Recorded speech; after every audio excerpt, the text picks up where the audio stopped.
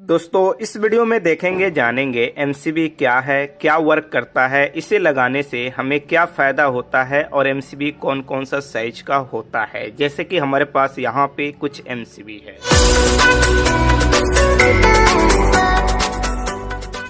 तो चलिए सबसे पहले हम बात करते हैं यहाँ पे एमसीबी क्या है। एमसीबी एक इलेक्ट्रिक सर्किट ब्रेकर है। अब यहाँ पे एक चीज आप समझ लीजिए, इलेक्ट्रिक सर्किट ब्रेकर है यानी इलेक्ट्रिक लाइन के सर्किट पे इसे लगाया जाता है, चाहे कोई सा भी एमसीबी हो। यानी इलेक्ट्रिक का जो मेन सर्किट होता है उस पे हम लोग इसे लगाते हैं। एमसीबी का फुल फॉर्म क्या होता है? मिनिएचर सर्किट ब्रेकर होता है।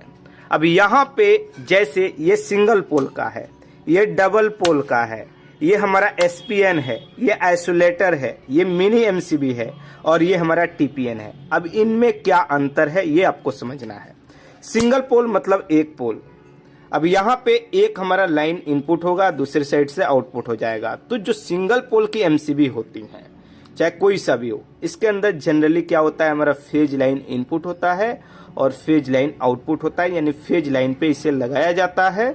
और जो हमारा ये होता है डबल पोल, इसमें दो लाइन आपका जाएगा, दो फेज जा सकता है या एक न्यूट्रल एक फेज जा सकता है।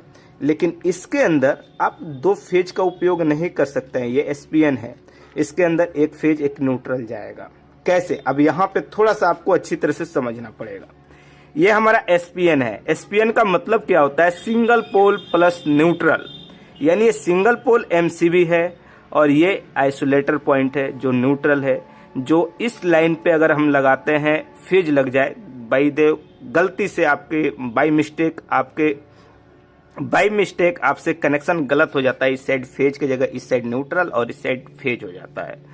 तो जब इस साइड से जो आउटपुट वायर है उसमें शॉर्ट होगा तो ये जरूरी नहीं है कि आपको प्रोटेक्शन देगा और ट्रिप कर जाएगा। कुछ कंडीशन में ट्रिप कर जाता है पर ऐसा नहीं हो सकता है, क्योंकि इस साइड आइसोलेटर एक मेन स्विच की तरह सिर्फ ये ऑन होता है ऑफ होता है। जैसे आप यहाँ पे देख रहे हैं, ये फुल्ली आइसोलेटर है। इसका काम यही है कि ऑन करेगा ऑफ करेगा, ठीक है। तो ये ध्यान रहे कि जो एसपीएन आ जाता है या टीपीएन आ जाता है, यानी एन लग जाता है, एक साइड हमारा आइसोलेटर होता है, तो जिस साइड आइसोलेटर रहेगा उस साइड न्यूट्रल लाइन का कनेक्शन होगा, जिधर हमारा एमसीबी रहेगा उधर हमारा फेज का कनेक्शन होगा। अब यहीं पे बात करते हैं इसका, ये डीपी है यानी दोनों साइड हमारा एमसीबी है।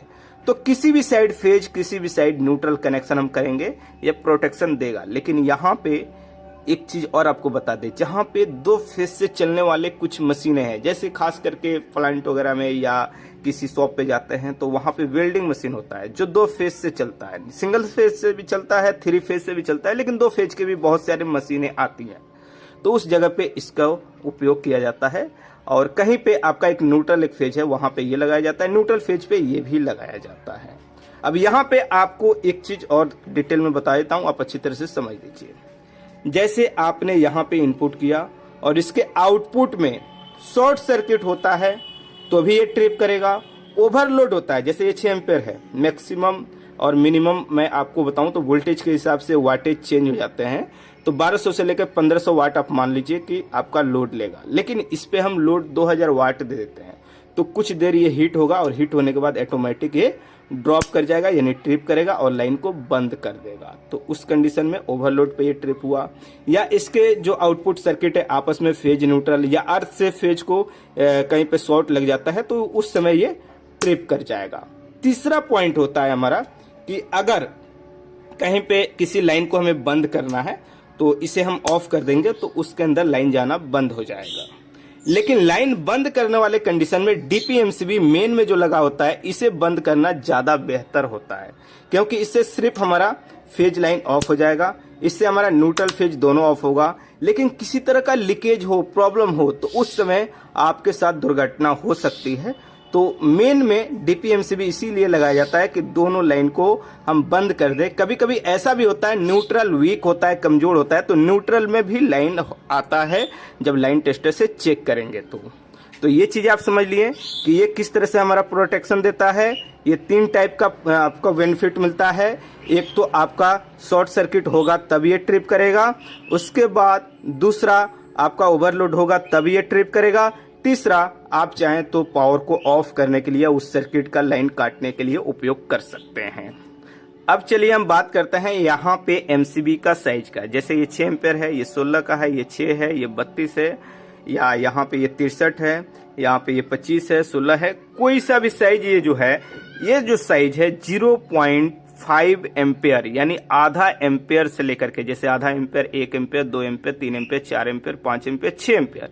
6 एम्पेयर के बाद 10 एम्पेयर होता है, 10 के बाद 13 एम्पेयर होता है, 13 के बाद 16 एम्पेयर होता है, 16 के बाद 20 एम्पेयर, 25 एम्पेयर होता है, उसके बाद 32 एम्पेयर, उसके बाद 40 एम्पेयर, उसके बाद 50 एम्पेयर, उसके बाद 63 एम्पेयर, उसके बाद 80 एम्पेयर, उसके बाद 100 एम्पेयर। अब कुछ कंपनी कुछ साइज नहीं बनाती हैं, ये साइज होते हैं। अब इसके अंदर आपको एक चीज और मिलेगा, जैसे ये आप देख रहे हैं ना, तो यहाँ पे 10,000 है, इस पे 6,000 है। तो इसके ऊपर डिटेल में मैं एक फ्रेश वीडियो बनाऊंगा, क्योंकि बहुत सी चीजें उसके अंदर आपको समझाना होगा। तो ये वीडियो काफी लेंदी हो जाएगा, लंबा हो जाएगा, उसके लिए सेपरेट वीडियो आपको मिल जाएगा।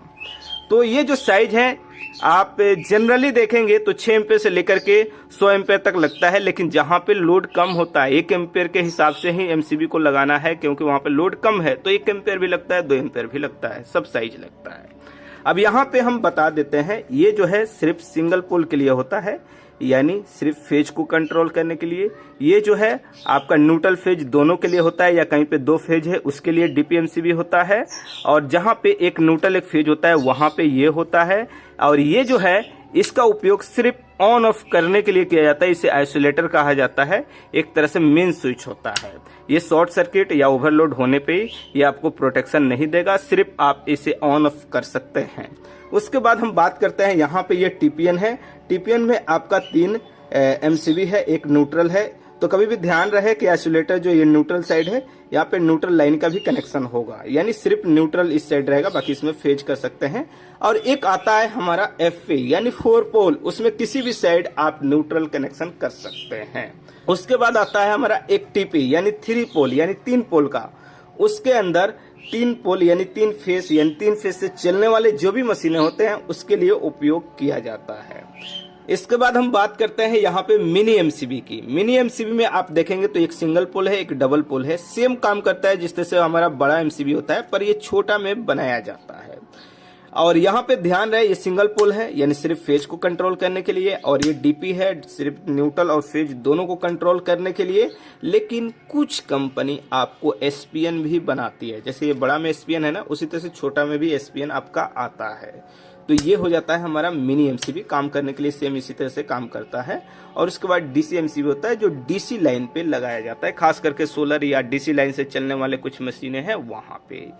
तो ये होती है हमारी एमसीबी, और ये काम करता है। इस वीडियो को देखने के बाद आपको समझ में आ गया होगा कौन सा एमसीबी किस लिए कहाँ पे लगाया जाता है। तो चलिए दोस्तों, इस वीडियो में इतना ही।